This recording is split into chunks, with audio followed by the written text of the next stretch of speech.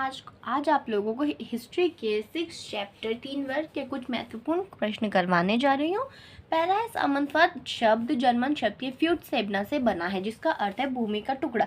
सामंतवाद का अर्थ है भूमि का टुकड़ा। लॉर्ड द्वारा जो नाइट को जो भूमि का टुकड़ा दिया जाता है ना, उसे फीफ कहते हैं।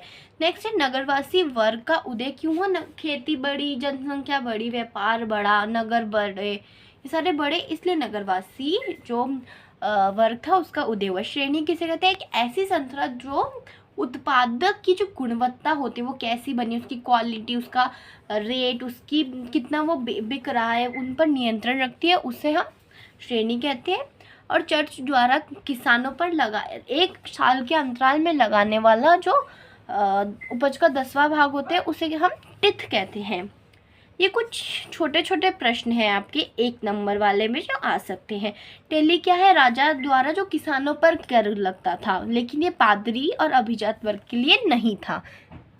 नेक्स्ट है मध्यकालीन यूरोप में इतिहास के पुनर्निर्माण में चर्च का योगदान क्या था। इतिहास के पुनर्निर्माण में चर्च का योगदान था जन्म, मृत्यु, विवाह, अभिलेख, संख्या, व्यापार, गीतों और कहानियों के त्योहारों आदि से संबंध की जानकारी मिली, इसमें चर्च का योगदान था। नेक्स्ट है आप कैसे कह सकते हैं कि सामंती समाज का ढांचा पदानुक्रम पर आधारित थे। सामंती समाज का पदानुक्रम पर आधारित थे क्योंकि इसमें ये पिरामिड के समान होता था। सबसे ऊपर राजा होता था, उसके बाद अधिपति जो फीफ देते थे, उसके बाद ये अपने छोटे सामंतों को भूमि देते थे और ये क्रम नीचे चलता रहता था, ऐसे ही चलता था, इसलिए इसे पदानुक्रम पर बोलते हैं, यानी कि क्रम से चल रहा है। नेक्स्ट है सर्फ से क्या अभिप्राय है। सर्फ कृषिदासों की अंग्रेजी में सर्फ को, इसकी उत्पत्ति अंग्रेजी के एक शब्द हुई टी सर्व से इसकी हुई है उत्पत्ति और इसका मतलब है सेवा करना। नेक्स्ट है कॉमन से क्या अभिप्राय है। खेतों में चारों तरफ जो खुला मैदान होता है उसे कॉमन्स कहते हैं। जो खेतों के आसपास खुला मैदान होता है उसे हम कॉमन्स कहते हैं। नेक्स्ट है डीमेन किसे कहते हैं। डीमेन जो जागीर सीधे जो सामंत को देते हैं हम उसे डीमेन कहते हैं। नेक्स्ट मेनर से क्या अभिप्राय है। मेनर सामंत की ज़मीन का कुल योग, उसे हम मतलब कितना ज़मीन है उनके पास, उसे हम मेनर कहते हैं। नेक्स्ट है मध्यकालीन फ्रांसीसी समाज के 3 प्रमुख वर्ग। प्रथम वर्ग पादरी वर्ग, द्वितीय वर्ग अभिजात वर्ग और तृतीय वर्ग कृषक वर्ग। तो ये आपके कुछ 1 नंबर से क्वेश्चन हो गए। अब आते हैं हम जैसे 2 नंबर्स में आ सकते हैं, वो है मॉन्क और नन से क्या अभिप्राय है। अब ईसाई धर्म में जो भिक्षु होते थे, यानी कि जो भिखारी होते थे, भिक्षु ही बोलो, उन्हें हम स्त्री और पुरुष होते थे। और जो भिक्षु इधर खाना बदोश के इधर उधर भटकते घूमते रहते थे इधर उधर, उनमें से जो स्त्री होती थी उन्हें नन कहते थे और जो पुरुष होते थे उन्हें मॉन्क कहते हैं।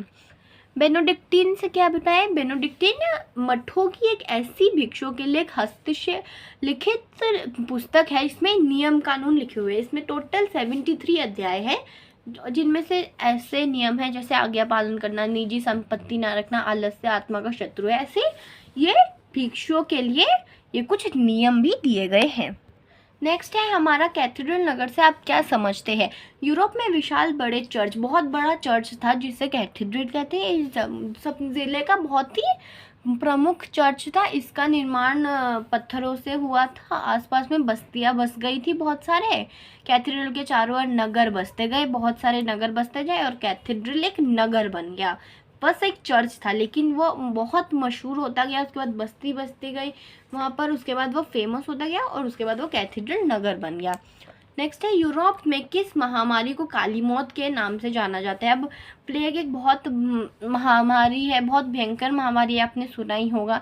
यूरोप ने इसे यूरोप को इसने अपने चपेट में ले लिया। कैसे?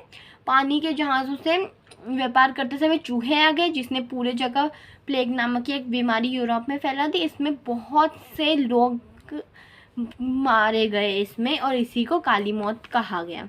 नेक्स्ट है नवीन शासन व्यवस्था की विशेषता का उल्लेख करें।